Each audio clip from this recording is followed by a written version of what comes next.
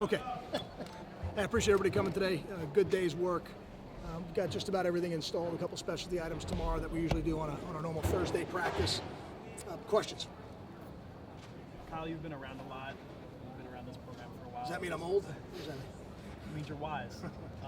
Who would you compare in this program's history to Jamal Morrell and the kind of things that he does well? That's a great question. You know, the guys who've played that position over the years, they've all been a little bit unique. You know, I remember Brandon Rankart playing that position. I remember Quintero Frierson playing that position.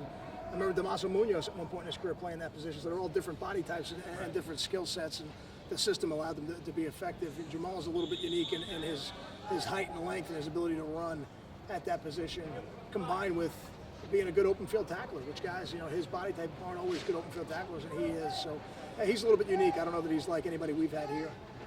How's game day install going on a short week? It's going good. You know, we're right on schedule. The thing we've changed this week on the short week is we don't hit as much. You know, we're not in full pads and uppers and that kind of stuff. But we're running a similar schedule to what we did last year. Last year was at the end of the season, so we did a little less the first day. This year we did a little bit more just because of the point in the season that we're at. But in terms of install, we're right on schedule. Does it seem like it's a shorter week because you're between two road games? No, it doesn't feel like that to me. These Thursday games, we've been playing them for a while here, and we've got a routine that we go through, and we stay pretty much to it, and just got to gauge really the health of the team, and I think we're about as healthy as anybody is around the country right now. So probably don't look at what Vegas says about 17-point underdogs. Are you surprised? Does it seem close to the series has been? Somebody said that to me yesterday. I don't look at it. I don't really have a frame of reference. I don't even know what we were for the first 4 games. So I'm not sure exactly why that would be the case. But I don't worry about those things. You know, the only opinions that I'm concerned with in terms of going into the game are the feelings of the people in the program. And I know we're ready to compete. And they got a good football team on the other side. But we've got a group of 18 to 22-year-olds that are going to play their group of 18 to 22-year-olds Thursday night. So you don't use any motivation, no one thinks we can win, that kind of thing? No, I don't think so. I don't think our program is at that stage anymore. You know, I don't know that we see ourselves as underdogs. I think we can compete with anybody on our schedule. I think the players feel the same way. Probably had a lot of success with the screenplay on Saturday. I mean, are you surprised it led to those big yardage, those big chunk gains? Because I don't know if the screen is always considered a big play facilitator. Yeah, every play you draw up is designed to give you that potential. Now, they weren't all successful. They had a couple of days. They did a nice job defending, and Justin did a nice job of avoiding one of the tacklers on the big one. There was a 50-yarder early in the game. So, you know, those screen plays can be very useful, but, you know, whether it's a screen or a handoff or a deep ball, you know, there's a lot of things that got to happen right when you have a 50-yard play. And I think on that play they did happen. So I wasn't necessarily surprised. I think we've got guys on offense that can make big plays. Kyle, you said yesterday you brought in Antoine Lowry because you thought he could provide a little edge or something. What exactly did you think he could provide in that game? Well, I felt like we were just a little bit inconsistent up front, and that's not all Chris Muller's fault. But we just felt like, hey, let's get Antoine in there. These guys played a lot of football for us, and give a young guy a chance to just take a deep breath and look at what's happening on the field. And I think it was good for both guys. I think it was good to get Antoine in there and get him some game experience this season. And it was good for Chris to be able to take a look at it. And now, you know, as it turns out, Antoine's ankle is still not 100%, so I'm not even sure he'll be able to go yet. I think he'll be ready by game day, but I'm not sure about that. And Chris now is back in there, and he's doing a good job this week, so I think he'll be a better player for it. Kyle, I know all the games count the same, but these guys know it's the biggest game of the season, right? I mean, you know it's a big game. Well, do you have to temper emotions? I mean, how do you? There's no doubt it's the biggest game of the season for us because it's the only one we get to play this week. Yeah, and that's really how we approach it. Now, you know, the national stage. You know, we're not immune or naive to any of that kind of stuff. You know, we understand that it's a national TV game, and Thursday night football is the Monday night football of college. So it's always gives the players a little bit more juice. That's for sure. And in terms of like what it could mean for what's possible of this season in this conference this season, I mean, there's no underplaying what's. No, I think you're right. I think you've got two teams that are both 1-0 in the conference. So the team that's fortunate enough to be 1-0 Thursday night continues to control their own destiny within the conference. And in a conference with no championship game, I think that's critical.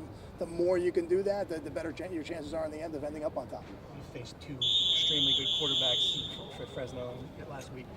I mean, is Bridgewater even on a higher level than that, in your opinion? I think he's got a little bit of a different skill set. Teddy's a unique player. He's a special football player, and there's no doubt when they talk about the best quarterbacks in the country, he's in the conversation all the time, and he deserves that. He's earned that right. I think there's some similarities in terms of what the quarterbacks can do. I think Teddy's physical stature is something that gives him a little bit of an edge as well. You know, in these type of games, very hard to get on the ground. He's got the ability to make plays out of broken plays. Those are the things, other than the fact that he can make all the throws, that make him even more dangerous. Can you do with your secondary to obviously it seems like a lot of problem with watching it from afar. What can you do to sort of slow him down?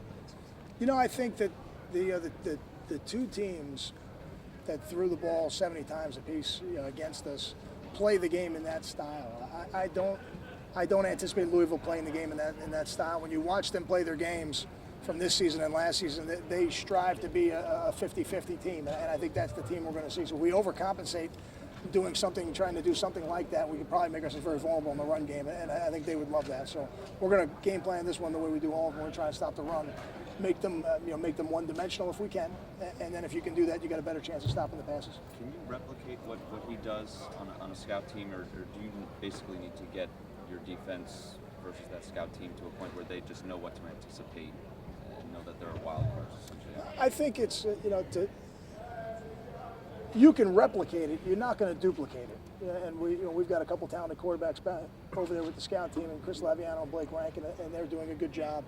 What you can't really duplicate are the broken plays that he turns into big plays for them on offense. That's where you just got to be disciplined in what you do, and not uncover a receiver that was previously covered in the middle of a play.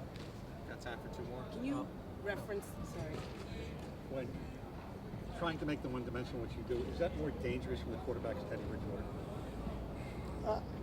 I think Teddy Bridgewater is a dangerous quarterback. I don't think we can change the way we play defense because of that. We have a system of defense and a philosophical way that we play defense, and we match that certainly every week to the players and the playmakers on the other teams. But the statistic to us that's proven over time to win games is rushing yards.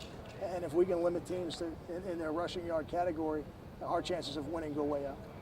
I was just wondering if it's helpful to reference either what he did in last year's game or what, the opportunity that you didn't take advantage of in last year's game, and if it's helpful to reference that at all this year, if there's anything useful in there. I don't know that it needs to be referenced. I don't think the players that were on the team last year have forgotten it. It was certainly, when you get to the end of the year and you play a championship game, because that's what it ended up being, and you come up a couple plays short. I don't know that anybody needs to be reminded of that, but there's a lot of different players on both sides of the ball this year. The teams are different, and I've said that to our guys.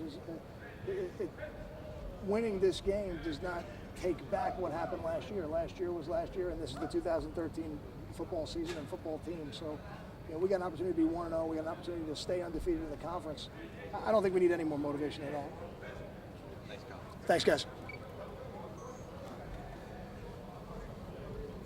I don't appreciate it. This is not my good side.